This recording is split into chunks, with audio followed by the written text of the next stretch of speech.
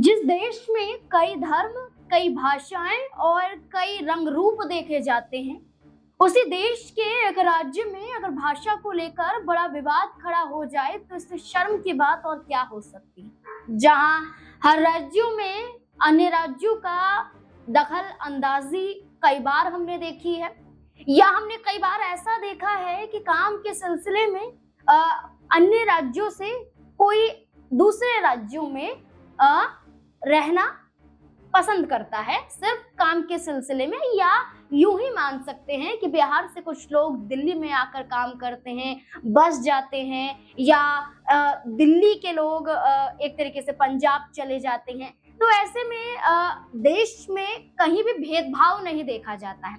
लेकिन महाराष्ट्र में एक बड़ी घटना देखने को मिल रही है, जिसके बाद एक बड़ा सवाल खड़ा किया जाएगा कि क्या आप तय करेंगे कि हमें कौन सी भाषा बोलनी चाहिए? क्या आप तय करेंगे कि हमारी भाषा क्या होनी चाहिए? दरअसल जिस पर बहस हो रही है, ये बहस है मनसे प्रमुख राज ठाकरे के जरिए।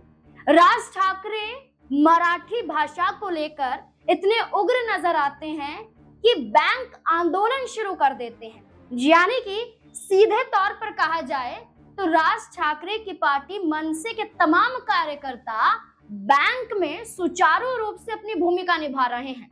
इसकी सबसे बड़ी वजह है कि बैंक में जाकर चेक किया जा रहा है कि सारे कामकाज क्या मराठी भाषा में हो रहे हैं या फिर नहीं हो रहे हैं। अगर नहीं हो रहे हैं तो पहले फूल दिए जाते हैं और उसके बाद पत्थर बरसाने की बात कही जाती है। तो राज ठाकरे की पार्टी के जरिए मराठी भाषा के जरिए आंदोलन शुरू करना एक बड़े विवाद में फंसाया जा रहा है। एक बड़े विवाद को लेकर कहा जा रहा है कि राज ठाकरे खुद अपनी मुश्किलों को बढ़ा रहे हैं। बैंक आंदोलन न सिर्फ राज ठाकरे ने शुरू किया, इससे पहले वर्सोवा मार्ट में जाकर एक कर्मचारी को भी थप्पड़ जड़ने के मामले सामने आए और मराठी में माफी मंगवाते हुए मनसे के तमाम कार्यकर्ता देखे गए।